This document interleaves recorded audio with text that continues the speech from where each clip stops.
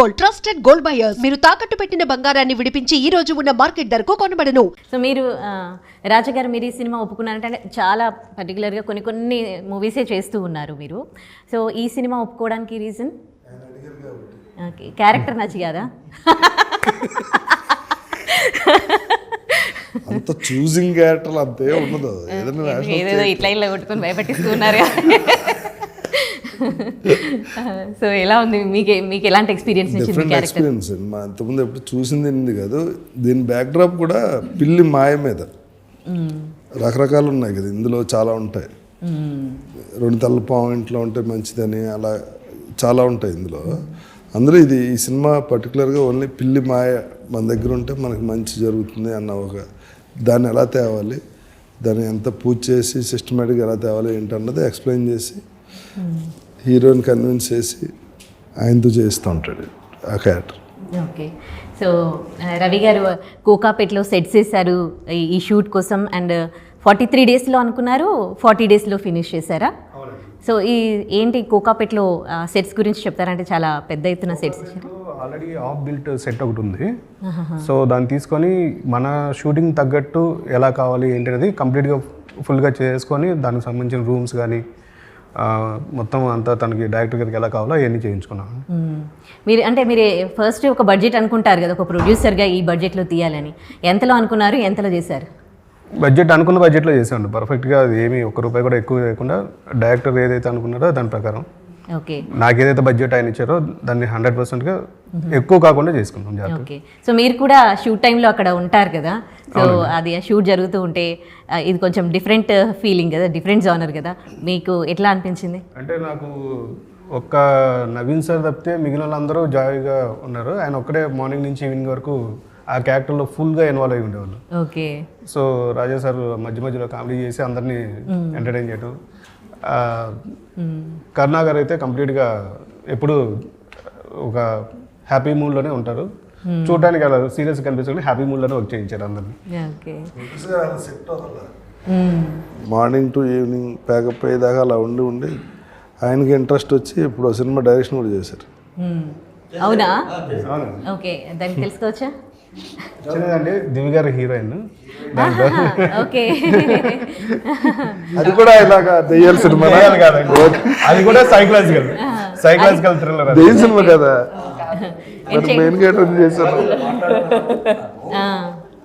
నేను రాసిన స్టోరీ. మీరే రాశారు? నేను రాసిన స్టోరీ. ఆ కథలో కంప్లీట్ అంటే ఇప్పుడున్న జెన్జీ అని చెప్పలేం కానీ మీ జనరేషన్ అనుకోండి, మీ జనరేషన్ ఉండే అందరు అమ్మాయిలకి పిచ్చిగా నచ్చుంది. ఓకే. సో ఈ సినిమా చూసి బయటికి అంటే ఎలాంటి ఎక్స్పీరియన్స్ ఇస్తుంది, ఎలాంటి ఫీల్తో బయటకు వస్తారు? అంటే ఒక కన్ఫ్యూజన్, డిస్టర్బెన్స్ అనేది అయితే ఒకటి ఖచ్చితంగా మెంటల్గా డిస్టర్బ్ అవుతాము. ఆ డిస్టర్బెన్స్, ఆ హాంటింగ్ అనేది అయితే ఒక 4-5 డేస్ క్యారీ చేస్తాం.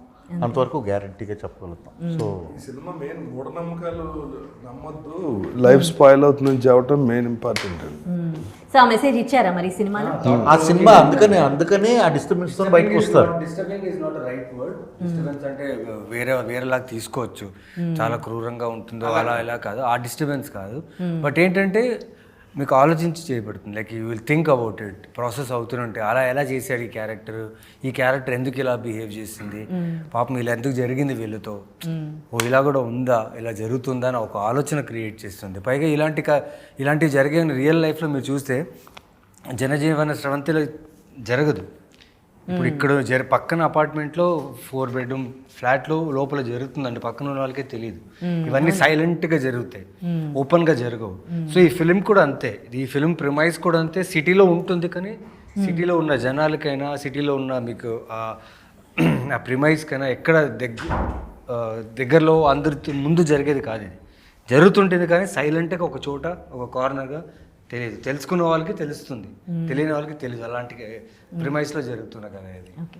మీరు అంటే షూట్ చేస్తున్న డేస్ మళ్ళీ ఆ క్యారెక్టర్లో మీరు ఇన్వాల్వ్ అయినప్పుడు మీరు ఇంటికి వెళ్ళి దాని గురించి అంటే క్యారెక్టర్లు బాగా ఇన్వాల్వ్ అవుతారు కదా, మీరు భయపడ్డ సందర్భాలు ఉన్నాయా ఈ సినిమా చేస్తున్న? ఇన్వాల్వ్ అంటే నా కోరిక, నా ఆశ ఏంటంటే ఎప్పుడు ప్రతి సినిమా, ఈ సినిమానే కాదు ఏ సినిమా చేయాలన్నా ఇచ్చిన ఒక 40 డేస్ షెడ్యూల్ డేట్స్ అనుకోండి, ఆ 40 days ఈ క్యారెక్టర్లో ఉండాలని నాకు చాలా ఇష్టం.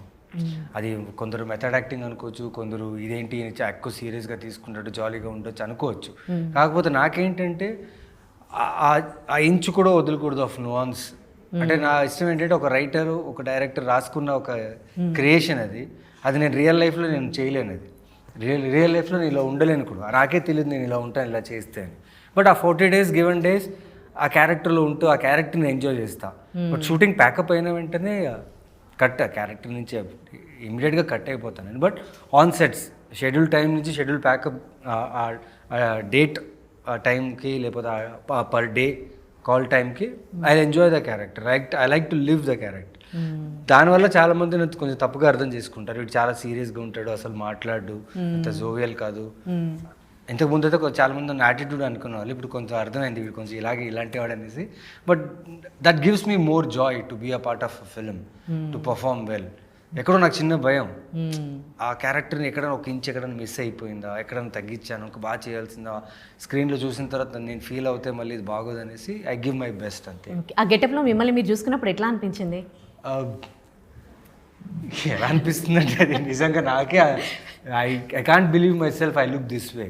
అంటే అది నేను కాదు కాబట్టి అదొక క్యారెక్టర్ కాబట్టి అంతతోనే ఎండ్ అది. But it's not good and it's not right face to be. ఆ బొట్టు పెట్టుకొని అక్కడ పూజలు చేస్తూ అక్కడ కూర్చొని ఆ ఫీల్ ఈజ్ డిఫరెంట్ కదా.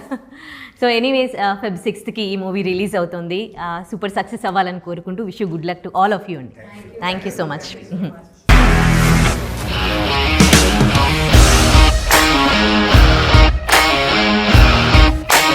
ఇండస్ట్రీలో కమిట్మెంట్ ఇష్యూస్ వస్తే నీకు కూడా వచ్చినట్టు? మార్నింగ్ తీసుకెళ్ళానంటే కొట్టి పడేసారు.